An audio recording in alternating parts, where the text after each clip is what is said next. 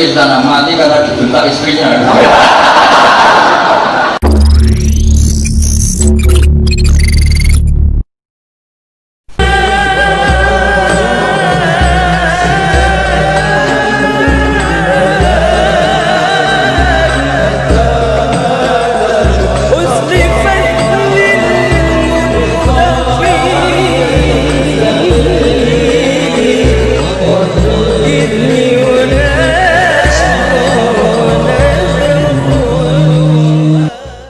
Ngaji banyak.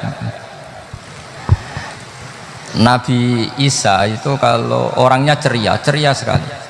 Pernah ditegur sama Nabi Yahya, mali aroka dohikan ka'annaka aminta min makrillah. Saya melihat kamu kok selalu senyum ceria, seakan-akan tidak ada adabnya Allah. Terus Nabi Isa balas ke Yahya, mali aroka abisan ka'annaka ayista min rahmatillah. Kamu kok merengut terus koyok ning donya ora ana rahmat. Jadi kamu milih mana? Senyum terus apa merengut terus? Partainya hanya dua, Nabi Yahya sama Nabi Isa. Jadi khazanah itu banyak. Untuk melawan penyakit itu ketakutan itu bahaya, karena bisa mengganggu imunitas tubuh. Orang harus percaya diri, harus pede. Meskipun harus hati-hati, tapi harus tetap pede. Dengan demikian imunitas tubuh kita terjaga. Jadi ya sudah seperti itu. Semua orang punya cara untuk menjaga diri masing-masing. Kemudian tentang Pak Ahmad Siddiq, saya tahu banyak karena dulu saya masih ingat. Ini sekaligus ijazah pada cucu-cucunya. Kalau sama anaknya tidak berani saya. Sama cucu-cucunya. Saya masih ingat Mbah Ahmad Siddiq itu sangat loyal sama yang namanya negara.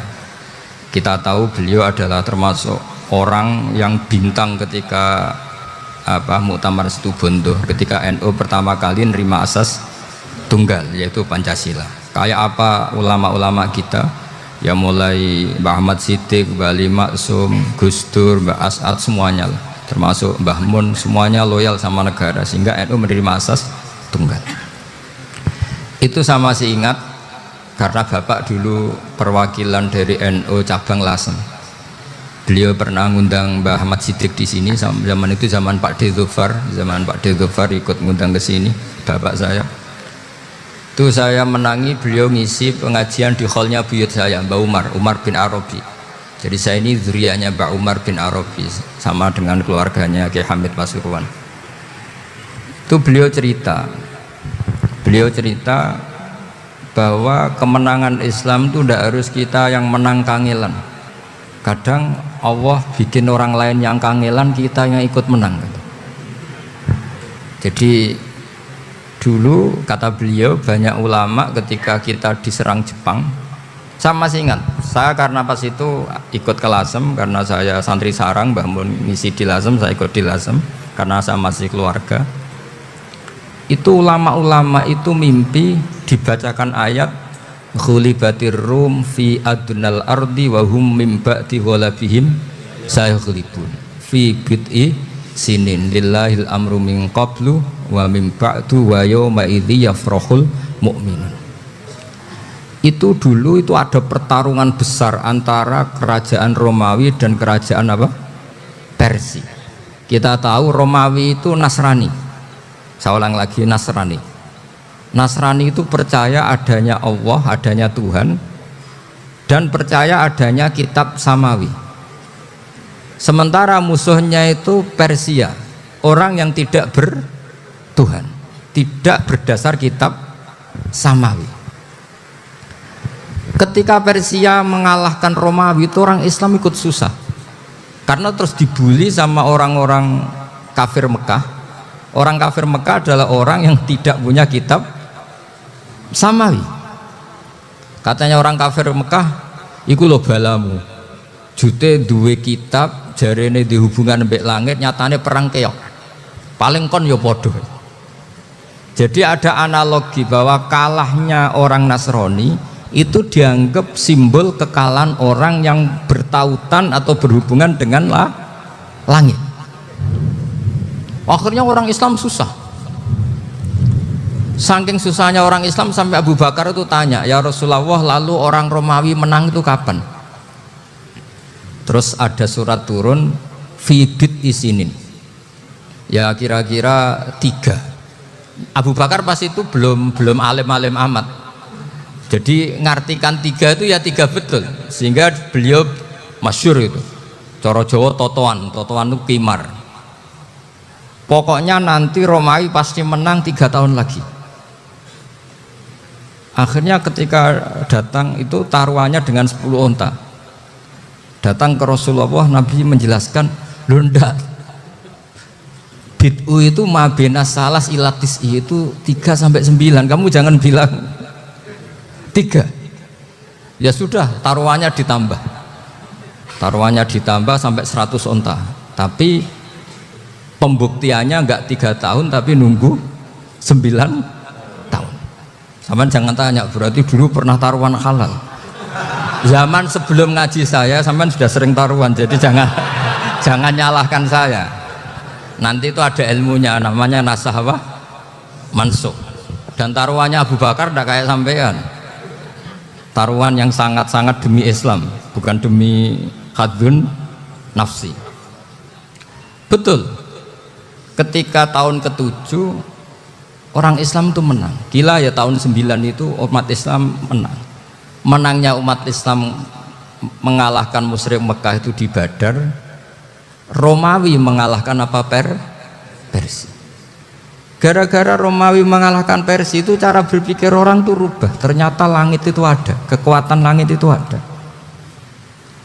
Sehingga meskipun akhirnya orang Kristen bilang ada Trinitas, terus mereka keliru dalam mengartikan Isa, tapi ada sekian nabi yang mereka sebut dan mereka hormati. Ada sekian kesamaan. Sehingga dalam Islam, saya ulang lagi, dalam Islam, andai kan disuruh milih orang komunis sama orang Nasrani, Islam tentu sama-sama kerjasama, milih sama yang Nasrani, karena ini ahli kitab. Kerjasama loh, bukan milih menjadi Nasrani. Nanti kalian salah paham, senangannya terus bully. Itu semangatnya pasti hasad. Nah, terus lalu relevansinya dengan Indonesia gimana? Wa yauma idzi yafrahul mu'minun. Ketika orang Romawi yang punya kitab samawi mengalahkan Persia yang tidak punya kitab samawi, itu orang Islam ikut bunga, ikut gembira.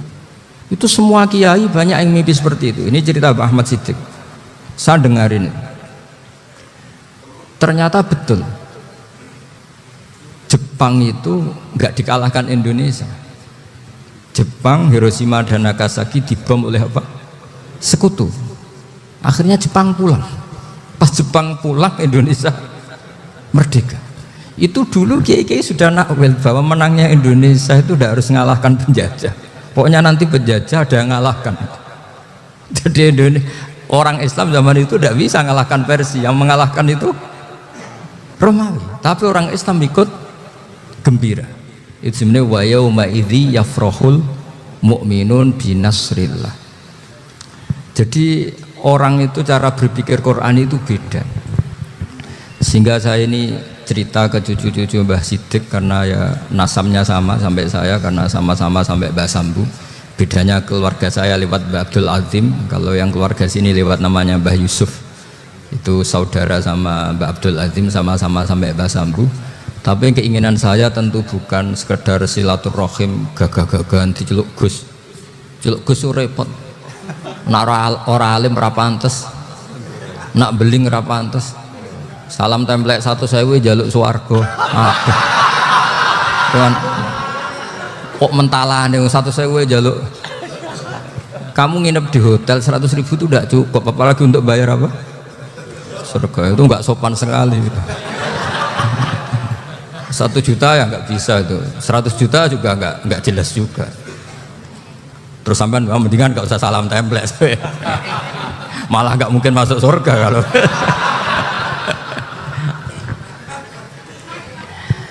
Jadi dulu yang namanya zuriyah, sampean tenang saja, nasab sampean tidak kalah dengan kita, karena nanti setelah di kuburan itu gus-gus itu nggak penting. Semua kalau ditanya bapak kamu siapa, jawabannya siapa? Nabi Ibrahim. Sudah parmin parlan hilang semua, sudah aman pokoknya nanti. Karena kalau nanti ditanya malaikat, bapak kamu siapa? Jawabnya Nabi siapa? Ibrahim. Makanya saya itu pemuja Allah yang serius. Sama ya pemuja Allah, tapi kan kadang kurang alim. Saya ini pemuja Allah serius. Saya itu kalau ngaji, ya ngaji biasa belajar, itu sering nangis seneng. Misalnya saya baca tadi, Miftahul Jannah la ilaha illallah, kunci kok dikasihkan.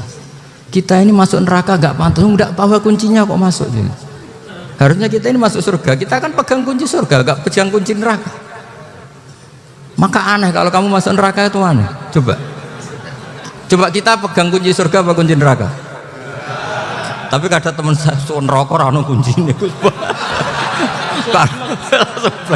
Karena tidak ada pintunya. Terus saya bilang, kamu kok tahu? Memangnya mau ke sana, kata saya. Saya tidak punya rencana tahu neraka. Karena nanti di antara syafaatnya Quran itu, orang kalau mau masuk neraka tidak jadi. Ya nggak apa-apa ya, diatur sendiri. Jadi di antara syafaatnya Quran itu, orang nggak jadi masuk neraka. Jadi syafaat itu ada dua, dari neraka diangkat ke surga, dan itu bisa lama itu. Tapi kalau syafaatnya Quran itu yang belum masuk neraka, supaya nggak jadi masuk neraka. Karena neraka juga punya aturan, dia juga kena aturan fikih. Jadi lo betul ini, saya ada hujan. Jadi kena konstitusi apa? Fikih. Sama tak ceritani syafaatnya Quran itu, ada orang itu beling itu fasik. Itu dia hafal surat Tabarok, hafal betul. Tabarakalladzi biyadihil mulku wa huwa ala kulli syai'in qadir alladzi khalaqal mauta wal hayata. Pertanyaannya gini, boleh enggak orang menginjek surat Baqarah? Boleh enggak? Enggak. Padahal orang hafal Quran itu artinya ayat itu ada di hatinya. Fa inna wa ta'ala la yu'adzibu qalban wa al-Qur'ana. Allah tidak akan menyiksa hati yang menyimpan Quran, yang jadi flash disknya Quran, yang jadi rekaman Quran. Singkat cerita orang ini hafal. Pas ketemu Mungkar Nakir prosedur kan, ini orang fasik mau diantemin sama Mungkar Nakir. Prosedur ya, dia kan prosedur standar. Si surat Tabarok akhirnya menjelma jadi seseorang yang gagah berani. Kamu nggak boleh nyiksa orang ini. Saya ini kalamu. Kalau kamu nyiksa dia berarti nyiksa saya. Kamu berani sama kalamu. Wah ya tidak berani jadi Mungkar Nakir. Tapi orang itu nakal, harus saya gebukin. Tapi kata Quran tadi, tapi saya di situ pasti kena saya. Oh debat, nggak ada lajnahnya, ini nggak ikut. Kalau Gus Firjon ikut jadi lajnah. Kalau jadi lajnah pasti kroninan. Kalau santrinya dimenangkan nanti. Wah, akhirnya debat. Ya sudah kita ketemu Allah. Akhirnya Mungkar Nakir sama Quran tadi surat Tabarok datang sowan sama Allah. Terus kata Allah, memangnya kenapa Mungkar Nakir? Saya harus nyiksa dia karena dia fasik ya Allah. Memangnya kenapa surat Tabarok? Saya ada di situ. Menurut aturan orang tuh nggak boleh injak-injak Quran. Kalau dia nutuk saya, nutuk Quran, itu harus dikasih tahu fikihnya Mungkar Nakir. Akhirnya Allah ngendikan gini ke surat Tabarok, ya sudah terserah kamu. Kalau terserah kula Gusti, Mungkar Nakir nggak boleh nyentuh orang ini. Ya sudah selamat ya. Sehingga terus itu sama baca di termasuk mujizatnya surat Tabarok di tafsir Ibnu Katsir banyak. Karena tadi logikanya malaikat itu juga kena aturan fikih. Sehingga banyak ulama termasuk Said Muhammad ngendikan pertanyaan Mungkar Nakir itu tidak semua orang kena. Kalau semua orang kena nanti kalau tanya Nabi Muhammad, waman Nabi Yuka. Kacau kan jamnya. Nabi kamu siapa? Lu saya ini Nabi. Ya kan? Lah nanti kalau pas ketemu Nabi Ibrahim, waman abuka. Jadi repot kan? Makanya ada kiai yang guyon kalau ditanya, "Marob buka." Saya ini guru tauhid sembrono. Saya ini ngajar Umul Barohin, kamu tanya marob buka. Masyhur itu keramatnya Imam Malik itu. Ada Ashabu Malik, rajulun min ashabi Malik. Beliau ditanya Mungkar Nakir, marob buka mana buka. Imam Malik datang, ini seumur-umurnya itu ngajar tauhid. Kok kamu bedai nggak sopan kamu? Nah, kita berharap barokah sampean ngaji nanti itu. Yes. Malaikat itu anak sungkane itu. Jadi ada. Dan saya meskipun guyon itu serius. Bedanya orang alim sama ndak itu di situ. Kalau orang alim itu guyon itu masih benar, masih serius. Coba saya bacakan ayatnya. Ala inna auliya Allahi la khaufun alaihim wa lahum yahzanun. Terus lahumul busyra fil hayatid dunya fil akhirah. Artinya kalau mungkar nangkir dengan penampilan garang gitu, berarti ada ketakutan apa enggak? Ada. Padahal ciri utama walinya Allah tidak ada ketakutan. Makanya itu termasuk dalilnya Sayyid Muhammad. Tidak semua orang alami seperti itu, karena wali-wali itu la khaufun alaihim wa lahum yahzanun. Wah, anak kiai ketemu karena kerja wedi wedek. Iku dredege ora kok pertanyaan tok, nak konan santri piye? Lho isen wis kiai dihanjuti mungkar nakir. Malu gak kira-kira? Mesti plengaan konan santri piye? Nak jawabannya gampang karena pernah ngajar tauhid. Makanya Sayyidina Ali ini ceritanya ada di kitab Nuri Dholam, sama lihat di kitab Nuri Dholam karangannya Syekh Nawawi Banten. Itu Sayyidina Ali itu ya, andaikan orang biasa mungkin ya agak-agak hasut, tapi ini wali gak boleh kamu katakan hasut. Dia itu mangkal sama Umar. Orang kok setiap orang pernah dibentak, apa dia berani bentakmu karena nakir? Penasaran dia.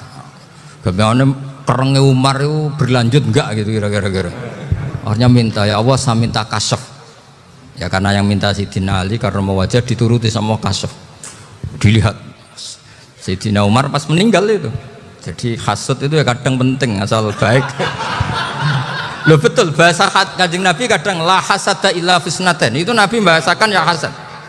Gus Verson saja yang nafsirkan ghobtoh itu kan gaya-gayanan sebagai ulama. Aslinya Nabi ngendikannya itu la hasada illa fisnaten. Ulama yang ganti itu namanya ghobtoh.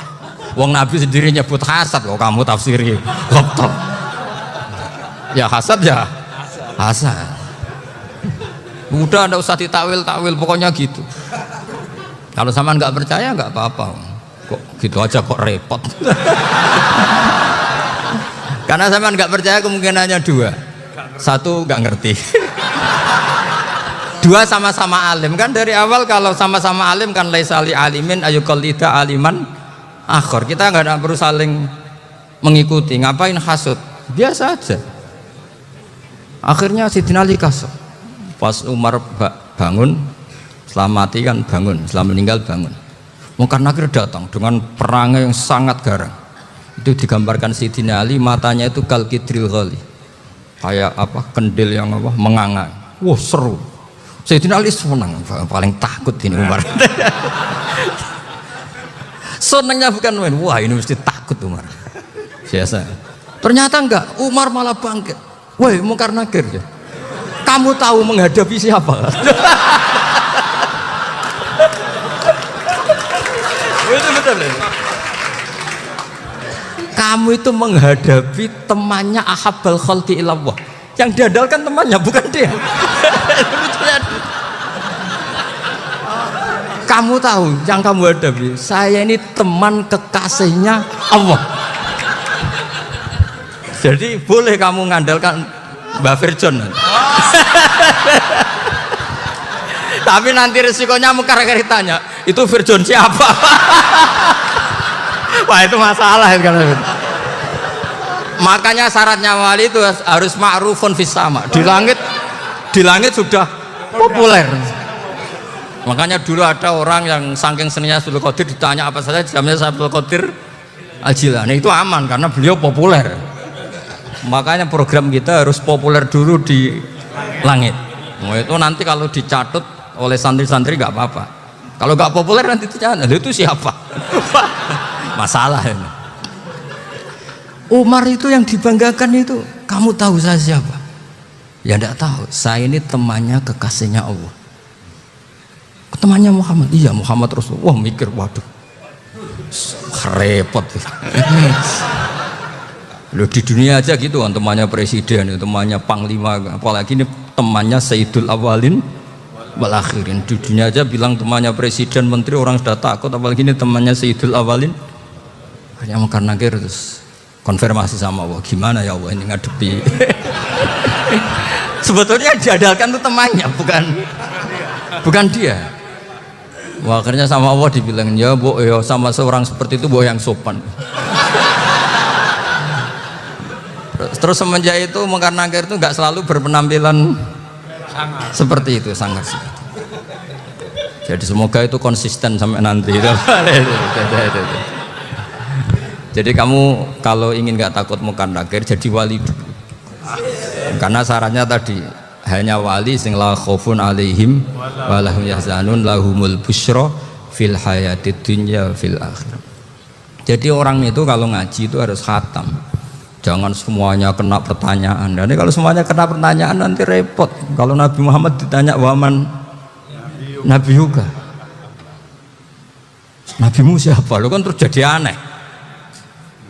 Jadi makanya ketika Sayyid Muhammad semua ulama lah, nggak ada am kecuali ditaksis, kecuali sifatnya Allah. Misalnya bikulli syai'in alim, ya benar-benar bikulli syai'in. Tapi kalau am semuanya pasti ada taksis, meskipun dalam muhawarah muhadasah biasa. Ya, misalnya contoh gampang, istri kamu baru seneng kamu, mas nak pengen apa-apa itu lapor aku, gak apa-apa mas, mesti aku seneng sama lapor. Iku di aku pengen wayo. Wah langsung jadi apa wae. Mesti apa wae maksudnya kecuali itu gitu. Padahal kalau ngomong mas sampean ingin apa saja tak dukung. Terus sampean bilang pengen iku wayo. Kira-kira disetujui apa enggak? Sama seperti kita kalau punya teman akrab, wes nang omahku gak apa-apa, anggap ya omahmu dewe. Terus mlebu-mlebu kamar. Jadi tidak ada am kecuali ditaksis. Artinya kalau ada cerita bahwa orang mati pasti ngalami ditanya mungkar nakir, itu pasti ada am yang ditaksis. Itu pasti juga dialami para anbiya, para auliya. Karena ciri utama wali itu la khaufun alaihim walahum yahzanun. Kemudian saya yang mau cerita ya, supaya sampean bisa menghadapi dunia global ini, tak bawa tafsir Munir termasuk tadi.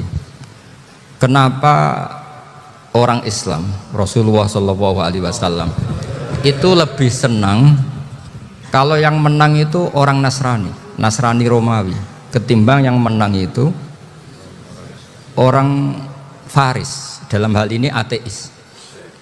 Karena orang ateis itu lebih ngeri. Sebetulnya beberapa penemuan sains, terutama di ilmu medis, itu orang Amerika, kayak cloning. Tapi orang Amerika itu masih dilarang oleh gereja untuk mengaplikasi. Karena nanti bayi cloning itu dipakai suku cadang. Di Amerika masih ditentang oleh fatwa-fatwa agama, baik Islam maupun Kristen. Tapi di Cina itu dipraktekkan. Karena nggak ada halangan agama. Di Cina itu biasa ada kondom diolah lagi jadi alat-alat aksesoris. Di Amerika tidak ada karena masih ada agama, masih ada larangan. Sehingga orang Islam itu lebih takut kalau yang menang itu Persia, karena terus cara berpikir ternyata Tuhan itu tidak ada, langit nggak ada perannya.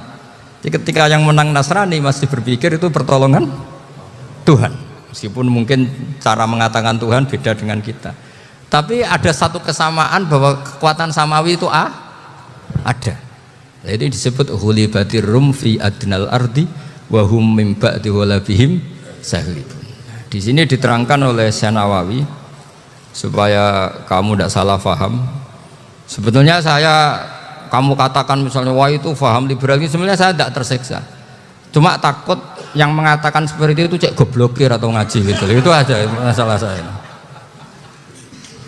Ini saya baca ini karangannya Syekh Nawawi, karena tadi kata Mbak Firjon ngaji itu harus sama orang yang bersanad. Saya ini kalah sama beliau itu berkali-kali. Secara nasab saya harus manggil Mbah. Secara silsilah ilmu saya juga kalah lagi. Saya sering disewani sama cucu-cucu Syekhona Khalil. Kiai Siddiq itu termasuk murid dekat beliau Syekhona Khalil. Kalau itu berarti kan Gus Firjon, Ahmad, terus Mbah Siddiq ngaji Syekhona Khalil.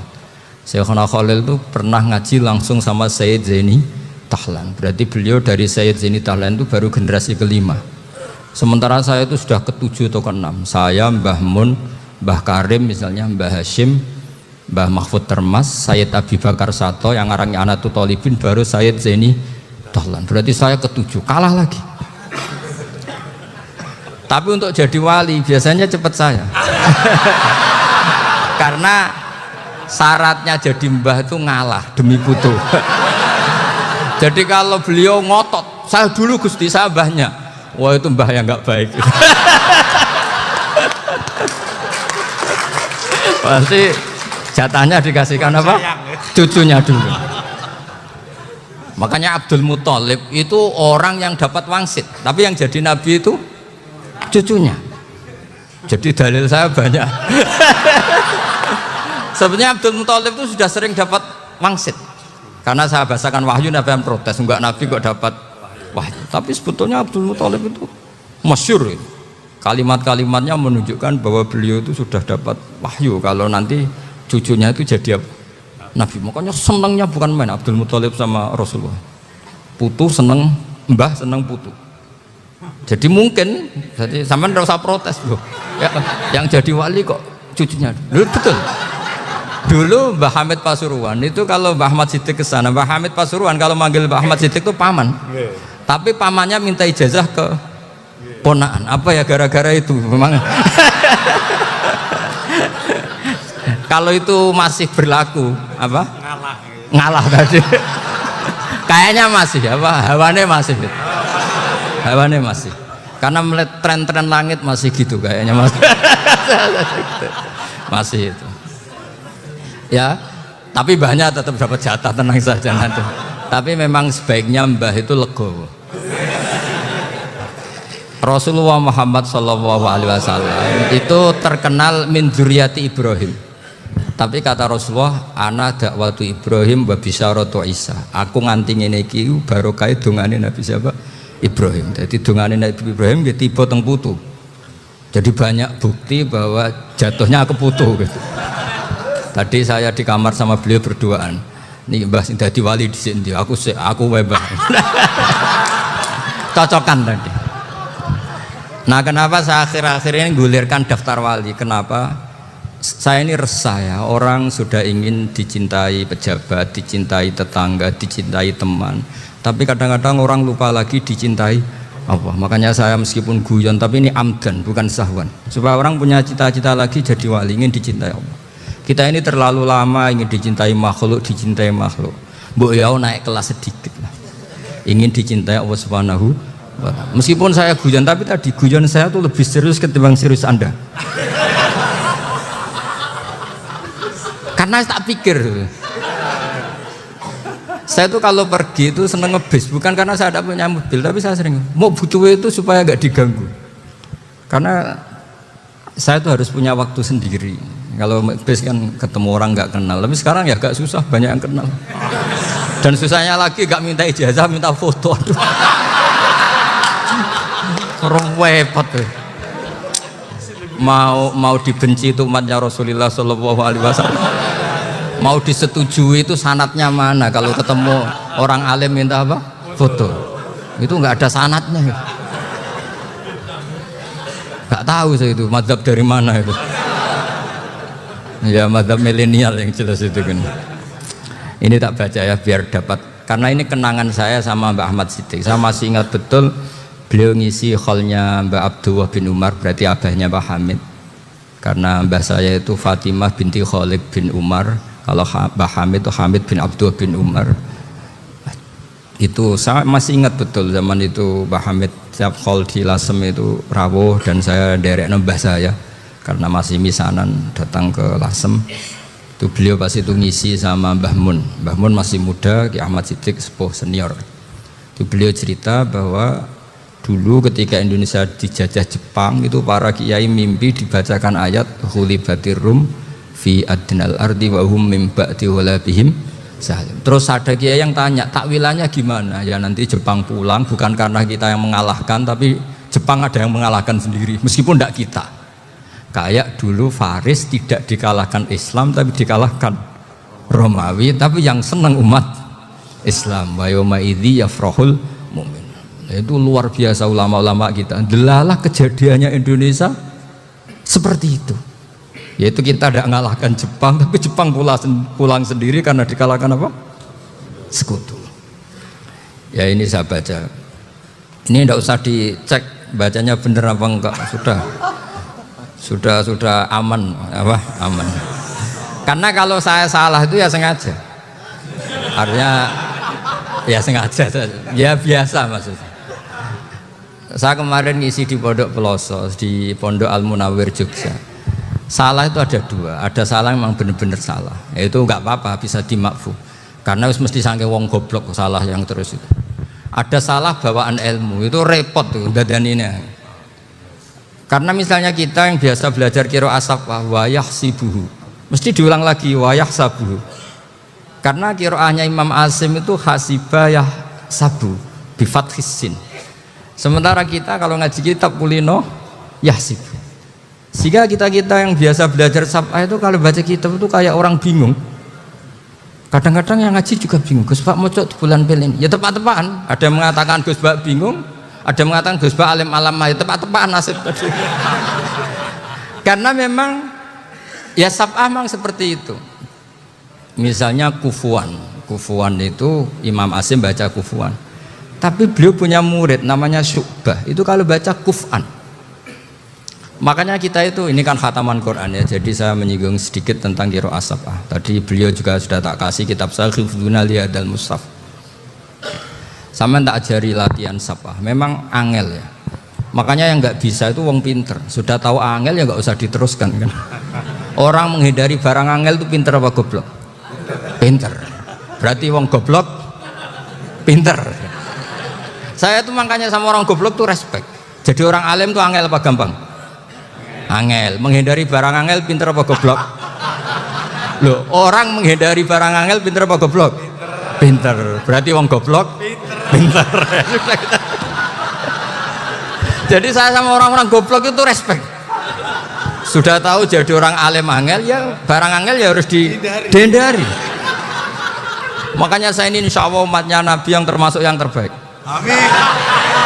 Karena mencintai umatnya Nabi termasuk yang goblok. Itu udah gampang itu. Karena tadi sudah tahu ya. Seperti itu loh orang naik panjat pinang itu yang naik karena ingin hadiah. Yang nonton sudah tahu wah licin kok dinaikin mau keplodok ya. Tapi orang sepakat yang nonton juga pinter karena sudah tahu ribet kok. Tukun yang pasar akan kena lah apa mana. Sama juga gitu. Ngalim tafsir angel, ngalim fikih angel, tak karek ngaji ngerekam kan gampang. Itu pinter apa goblok? Pinter. Iya. Makanya kula niku mbok burohno ngono tok. Saya tadi dinasihati Mbak Firjon, muga-muga hati saya selamat. Saya itu meskipun kata orang banyak, muhibin saya banyak, tapi saya insya Allah tidak riya. Saya itu pakai kitab namanya Tasbitul Fuad, itu karangannya Sayyid Abdul Al-Haddad. Ketika beliau punya muhibin banyak ditanya, bagaimana ya Habib Anda menjaga hati Anda? Jamnya Sayyid Abdul Al-Haddad itu unik. Innama azzamu Allah. Mereka itu sebenarnya menghormati Allah. Cuma butuh sarana, dan itu saya. Jadi saya tahu sampean semua itu mencintai Quran, mencintai sunnah Rasul, mencintai hadis-hadis Rasul. Cuma sampean kan karena nggak paham, terus manfaatkan saya. Jadi sebenarnya saya ini korban. Korban. Jadi saya mau riak gimana? Korban kok mau. Bangganya di mana tuh? Coba sampean misalnya ngaji tafsir, belajar sendiri kan susah. Terkibnya susah, maknanya susah. Bahkan beli kitabnya kadang tidak kuat.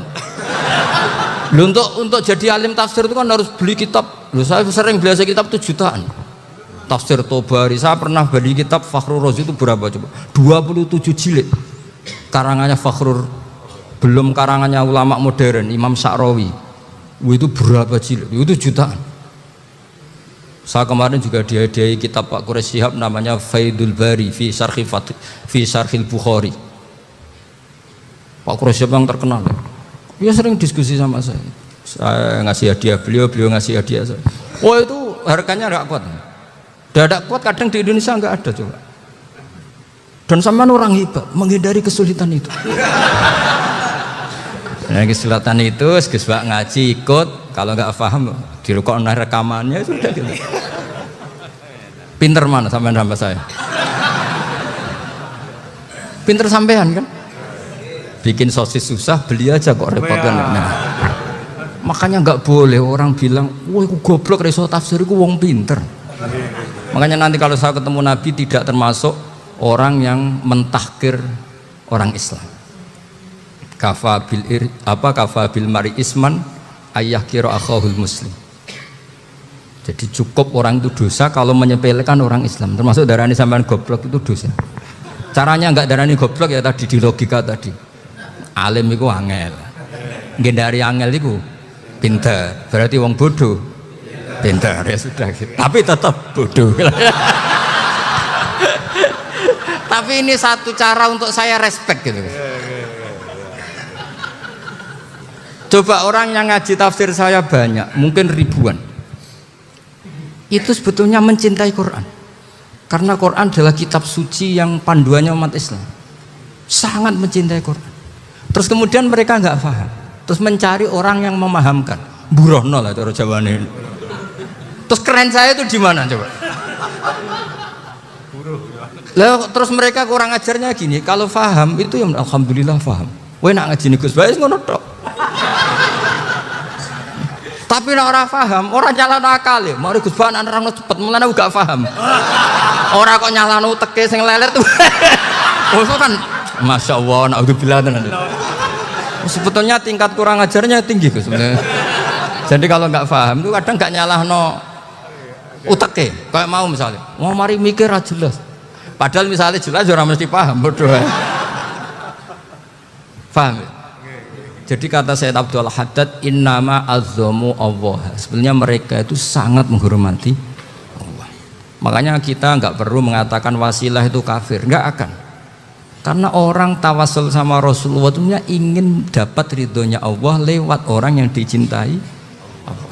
Kita mencintai wali sebenarnya, wah itu kekasih Allah. Kita mencintai itu karena mencintai Allah. Sama seperti gini, kamu mencintai kangkung apa enggak? Sebenarnya sama sekali enggak. Tapi kamu ingin sehat, ada asupan gizi. Kamu ingin tubuh kamu sehat, butuh asupan gizi. Kemudian kamu makan kangkung. Apa terus kamu cinta kangkung? Kan enggak.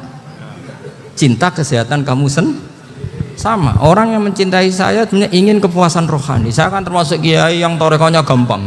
Ini swarga kan akhirnya penggemarnya banyak. Coba kalau kamu neraka. Wah, jadi sebetulnya Anda mencintai kepuasan Anda sendiri. Nah, saya ini korban. Makanya untuk masuk surga cepat saya. Korban itu cepat. Da'watul mazlum la turaddu kan gitu. Laisa bainahu wa bainallah hijab. Jadi saya kalau dongo langsung seret langit. Karena mazlum. Saya sinau tafsir itu, Pak, sampean bayangkan ada tafsir itu sudah 27 jilid. Sekarang Fakhrul Razi itu bulatnya bukan main. Karena dia ahli filsafat. Bulatnya Masya Allah. Sudah gitu sinau Jalalain kadang dikomen oleh Sawi. Sudah kita percaya Jalalain dibuli Sawi. Percaya Sawi dikandani, oh iku Maliki rasa ribet. Sudah gitu sinau Qurtubi, sinau tafsir Tabari itu susahnya. Belinya susah, belajarnya susah. Padahal saya punya keluarga, punya istri, punya anak. Bayangkan kalau istri saya rewel kayak istri sampean. Wah itu, tapi alhamdulillah enggak. Sama sekali enggak. Allah sudah milihkan, wah ini bahaya kalau punya istri rewel. Imam Sibawai itu kitabnya banyak, tapi yang terbukukan hanya kitab Sibawai. Karena beliau kalau sudah belajar lupa istri. Hanya pas beliau di pasar, kitabnya dibakar semua sama istrinya. Karena dianggap saingannya. Ternyata yang dicerai tidak kitabnya, malah istrinya. Itu Imam siapa? Sibawai. Tapi alhamdulillah kitab saya nggak terbakar, aman. Saya teruskan. Jadi untuk menjaga ria dilatih innama azzamu Allah. Sebenarnya mereka itu menghormati Allah. Sehingga wasail itu sebenarnya nggak pernah jadi subjek pelaku utama, enggak. Tetap Allah. Sebab itu kata Sayyid Muhammad, kamu kok mengatakan wasilah itu kafir itu gimana? ketika innallaha qad ba'atsa lakum taluta malika. Talut itu ya manusia. PD-nya itu apa? Inna ayata mulkihi ayyatiyakumut tabut fihi sakinatum mir rabbikum wa baqiyatum mimma taraka alu Musa wa alu Haruna tahmiluhul malaika. Jadi beliau PD itu kalau bawa sunduk semacam peti sakti, sing di situ ada baqiyatum mimma taraka alu Musa wa alu Haruna tahmiluhul malaika. Ya kayak semacam jimat ya. Tapi saya bukan mensyariatkan jimat enggak, karena nanti banyak penjual yang pembohong juga gitu loh. Cuma cerita, kamu tidak usah mengatakan kafir. Dulu Talut PD-nya kalau bawa sunduk semacam peti kesaktian yang di situ ada baqiyatum mimma taraka alu Musa wa alu Haruna tahmiluhul malaika. Sehingga Khalid bin Walid meskipun beliau sahabat dan menyaksikan wajah Rasulullah sallallahu alaihi wasallam, itu bawa sya'aratun min sya'aratihi Rasulullah sallallahu alaihi wasallam, bawa rambutnya Nabi. Perang kemana-mana itu diletakkan di pecinya. Nanti sama tanya lagi, masa pakai peci Khalid bin Walid ini? Wah panjang, sampai itu repot. Sampai tak warai ngaji usul fikih. Usul fikih itu kalau ngaji itu ada istilah tangkihul manat. Ini mesti ini wilayah yang kita bisa berdebat sama Mbah Firjon. Dulu itu musuh saya karena saya makili Anwar, beliau makili Peloso. Tapi tahu-tahu kalah tua terus saya mengundurkan diri. Di fikih itu ada istilah, ada tangkihul manat, ada tahqiqul manat, ada tangkihul manat. Tangkih itu kira-kira gini, lafadz hadis itu dibuang sekian untuk tahu bahwa itu madarul hukmi. Misalnya gini, tak beri contoh paling gampang. Sama harus paham, kalau nggak paham nggak pinter-pinter. Ja'a a'rabiyun ila Rasulillah sallallahu alaihi wasallam. Ya karena ini menghormati Mbah Ahmad Siddiq, beliau orang alim, jadi ngaji ini tetap ada suasana alim. Ya harus ada suasana alim, nggak perlu jadi orang alim tadi susah. Sudah ngedari susah itu pintar, sudah itu aja. Jadi orang alim susah, ngedari barang susah pintar. Berarti orang tidak alim pintar. Nah, meskipun tetap sudah itu pegangi sampai mati nanti. Loh, jadi orang alim tuh repot. Itu kata Imam Ghazali, kalau orang alim kalau masuk surga itu sama Allah nggak boleh kif, kamu nggak boleh langsung masuk surga. Coba cari umat kamu, syafaati dulu. Nah, saya takut nyari sampean nggak bisa kembali. Saya tidak punya rencana itu, pokoknya mau masuk. Golek sampean aduan balik raroh dewa, repot nanti saya. Berat jadi orang alim itu berat. Ya saya teruskan ya. Ada tangkihul manat. Ja'a a'rabiyun ila Rasulillah sallallahu alaihi wasallam. Faqala ahlaktu wa ma ahlakaka qal waqa'tu imraati fi nahari Ramadan. Ya cerita, saya ini rusak ya Rasulullah. Kenapa? Karena saya menjima istri saya fi nahari Ramadan. Terus kata Nabi, kamu harus bayar kafarah. Napa Nabi kafarah? Puasa 2 bulan. Wong baru 1 hari aja terjadi gitu kok disuruh puasa 2 bulan. Ya tidak kuat ya Rasulullah. Baru berapa hari saya puasa aja kecelakaan seperti itu, apalagi kalau sampai 2 bulan. Ndak ya Rasulullah. Ya sudah kalau gitu kamu pertama ngasih makan apa? Itku rokobah kan, pertama merdekakan budak. Tapi kan sekarang nggak ada budak, makanya terus sekarang langsung puasa. Wah ini nggak bisa semua. Ya sudah ngasih makan orang 60. Kasihkan siapa ya Rasul? Ya orang fakir. Saya ini paling fakir di kampung saya ini orang paling fakir. Jadi mulai dulu orang fakir itu hubungan suami istri itu paling lancar mulai dulu. Makanya orang fakir itu anaknya banyak karena hiburannya hanya itu. Wong Ramadan aja. Coba mau ke ATM nggak punya uang, mau antri di bank nggak punya, mau apa coba? Itu mulai dulu. Ini sanatnya mutasil. Wah, akhirnya sudah sanksinya kan tadi ya itqu raqabah atau puasa 2 bulan berturut-turut atau ngasih makan 60 orang miskin. Lalu kata ahli usul fikih, kata a'rabi dibuang, nggak menjadi catatan hukum. Orang kota pun kalau melakukan itu juga kena sanksi yang sama. Imro'atau juga dibuang. Andai kan itu dilakukan untuk amatnya juga ketentuannya sama. Nah sekarang perdebatan antara Imam Syafi'i dan Imam Malik begini. Sekarang pertanyaan gini, jima istri itu hukumnya boleh apa haram? Boleh kan? Lalu kalau ada orang tanpa udzur kemudian makan siang-siang. Cara Imam Malik hukumnya sama, harus kena sanksi yang sama. Karena sama-sama hadku hurmati Ramadan bi ghairi udzrin syar'iyyin. Sama-sama merusak hukum Ramadan tanpa udzur syar'. Lu jima itu tidak zina. Kan hukumnya jaiz. Nah, sekarang makan hukumnya jaiz, harusnya juga kena ketentuan yang sama. Cara pikirannya Imam Malik. Nah, alhamdulillah Imam Syafi'i gak setuju. Wah, cara setuju repot. Bahkan orang-orang Syafi'i sudah punya khilah, kalau gitu minum dulu. Iya, biar tidak kena. Iya, biar iftarnya pakai minum. Setelah minum baru jima kan. Iya. Ini sudah menyiapkan khilahnya. Ini khas Syafi'i ini, bongsong rekayasa hukum. Nanti bisa belajar jauh cara ngakali hukum. Makanya guyonan yang masyhur Gus Dur itu gitu. Ada seorang kiai atau Gus lah, ya punya salah, namanya manusia kan punya salah, entah cangkruk entah apa, pokoknya punya salah. Ada wartawan yang ngiranya semua kiai itu orang suci, sehingga tanya sama Gus Dur, Gus itu ada kiai kok, ya pokoknya salah lah. Tapi jangan bayangkan dosa besar, enggak, kecil-kecil aja. Itu gimana itu? Padahal kiai kan orang suci. Jawabnya Gus Dur lucu. Ya justru yang boleh salah itu para kiai, kalau kamu nggak boleh. Loh kok bisa Gus? Karena mereka tahu caranya tobat. Repot. Kalau kamu nggak tahu caranya, sama pelanggaran hukum itu ya harus pakar-pakar hukum. Ya. Itu yang tahu caranya yang rekayasa. Kalau kamu ya kena pasal kan ya. Jadi kamu jangan niru saya ini punya sekian cara untuk nah, itu namanya khilah. Makanya kata Sayyid Muhammad, kamu tidak usah anti khilah, karena Abu Hanifah itu membolehkan khilah, kitabul khiyal. Yang penting kamu soleh dulu, setelah soleh nanti Allah maklumi. Soleh dulu, syaratnya soleh dulu. Kalau tidak soleh jangan. Contohnya gini, ada orang mau puasa lemes sekali, mau makan, gampang. Kalau langsung makan kan kayak hadku hormati Ramadan biwari udrin sarian. Aku langsung mau jembera sowan Mbah Firjon.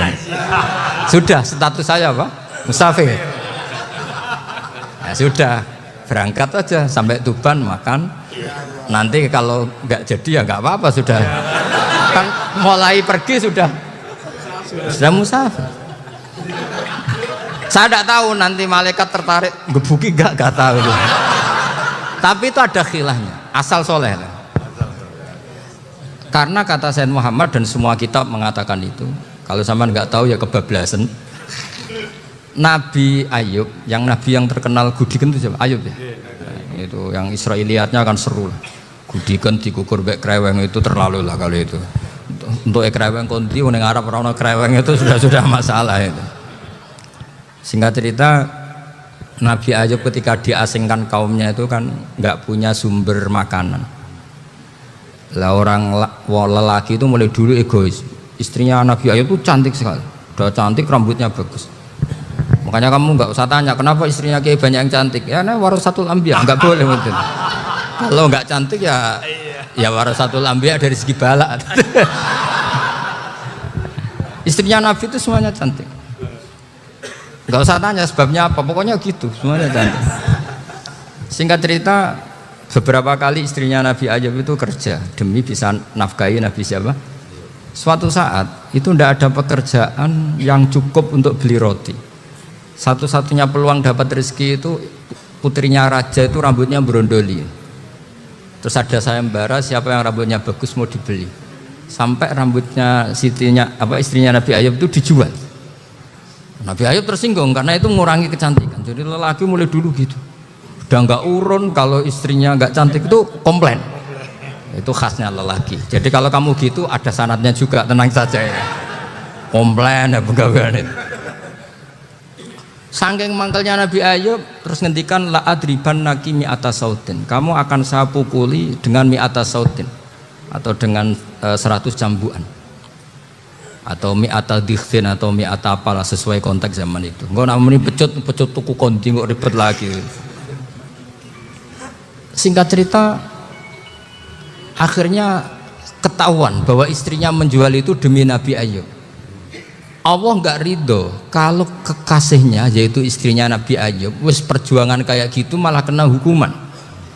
Tapi Allah juga nggak ingin kekasihnya yang bernama Ayub melanggar sumpah. Padahal beliau sudah sumpah, wallahi demi Allah nanti tak pukul dengan 100 kali. 100 kali dengan lidi lah misalnya, contoh yang gampang tuh lidi. Akhirnya sama Allah dikasih satu solusi. Wa khud biyadika dikhsan fadrib bihi wala tahnas. Ya sudah, lidi itu ikat jumlahnya 100. Terus pukul sekali saja. Anggap saja sudah 100. Iku pangeran sing wari ngakali ngono iku pangeran. Tapi syaratnya soleh. Syaratnya soleh. Jadi kalau kamu anti khilaf berarti anti ajarannya Allah di ayat itu. Wa khud biyadika dikhsan fadrib bihi wala tahnas. Itu dulu ada, ini cerita di Ithaf, ini cerita terakhir, ini sudah, sama jangan nama sudah. Terus pengumuman tadi, yang nggak pernah sepuh ngutang saya itu haram tadi. Karena tadi saya punya kewajiban di rumah yang bisa menggugurkan ya, kewajiban yang lebih besar. Lebih besar itu ya tadi, bisa pernah guru, pernah sepuh, yang jelas nggak umur. Umur sampean menangkap itu, tua serepot itu. Ada raja itu ganteng kaya, senengannya nikah perawan cantik. Itu semua kampung mesti kenal. Mungkin digilir atau gimana pokoknya. Suatu saat ada pemuda suka sama perempuan yang di kampungnya, cantik sekali. Kemudian pemuda ini ternyata pekerja di kerajaan itu. Tiap hari ditanya, wah itu yang di kamu yang cantik siapa? Mau saya nikahin gini. Wah bahaya ini saingannya raja. Jadi yang dibidik pemuda tadi itu saingannya. Si raja ini orang yang namanya raja kan gengsinya tinggi. Kaifatang kihuha wa qad ra'aitu qad qabbalaha rajulun. Kok mbok nikah piye? Saya tuh pernah melihat dicium lelaki. Wah, gak mau. Gak gelem wis kadung ditambung wong lan wa qad qabbalaha rajulun. Saya pernah melihat sendiri qabbalaha rajulun, dicium oleh lelaki. Sudah gak minat raja langsung gak keren. Suatu saat pemuda tadi nikahi perempuan itu. Rajanya marah-marah. Kamu laki gak punya harga diri gini. Gak punya selera, gak punya harga diri. Sudah pernah dicium orang kok tetap dinikah. Terus bilang ke rajanya, ta'rif manir rajul, laki itu siapa? Abuha. Kamu tahu lelaki itu siapa? Sopo? Abuha. Bapaknya. Saya kan hanya bilang rajulun. Pernah dicium lelaki. Lah pikirannya raja lelaki wis kowe-kowe ngene iki. Tapi butuhe canom mau raja ben gak sida. Itu aja tuh. Baru kayak digulirkan gitu waqat qabbalah rajulun. Wah enggak mau. Setelah itu suatu saat pegawainya tadi nikahi perempuan. Kamu gak punya harga diri gini. Kamu tahu manir rajul apa abuha. Wah nak ngono aku gak apa-apa. Lah monggo sakniki wis bojo kula. Ora trimo wis diambung wis macem-macem. Lah itu namanya khilah. Apa? Khilah. Kalau di balaghah disebut tauriyah atau apa. Tapi saya tidak ngajari sampean seperti itu. Sudah pinter sebelum saya ajarin. Bangsa ngakali kan sudah pinter. Ya ini terakhir tak baca Arabnya saja nanti. Bismillahirrahmanirrahim. Biar dapat barokahnya Syekh Nawawi juga barokahnya guru-guru. Bismillahirrahmanirrahim. Wa sababu nuzuli hadil ayati annahu kana baina farisa war rumi qitalun wa kana al musyrikuna yawadduna antaghliba farisu ar-ruma li anna farisa kanu majusiyan ummiyin wal muslimuna yawadduna ghalabatar rum ala faris liqaunihim ahla kitabin. Jadi zaman dulu orang Islam lebih senang kalau yang menang itu orang Nasrani. Kalau bandingannya ateis. Karena bagaimanapun percaya kekuatan langit. Sementara orang ateis sama sekali tidak percaya kekuatan. Apapun bedanya kita dengan Nasrani itu ada kesamaan, yaitu percaya adanya kekuatan langit. Sehingga ketika orang Romawi kalah itu orang Islam ikut susah. Paham ya? Makanya ini tak baca biar sampean nggak macam-macam pikirannya. Fab'atha Kisra saat terusnya, ya pokoknya seperti itu. Akhirnya Rasulullah SAW berdoa lebih seneng yang menang itu Rom karena ahli kitab. Artinya apa? Kemenangan ahli kitab adalah kemenangan makhluk atau hamba Allah yang mentautkan kekuatan kita di bumi dengan kekuatan langit. Makanya saya berharap selain kita ikhtiar medis, kita harus memperbanyak istighfar. Bagaimanapun semua itu dari Allah Subhanahu wa ta'ala. Kita menghormati negara dengan ikhtiarnya, tapi saya mohon sekali kita juga istighfar, karena semua itu juga ditentukan oleh Allah, oleh langit. Ya, saya kira demikian. Assalamualaikum warahmatullahi wabarakatuh.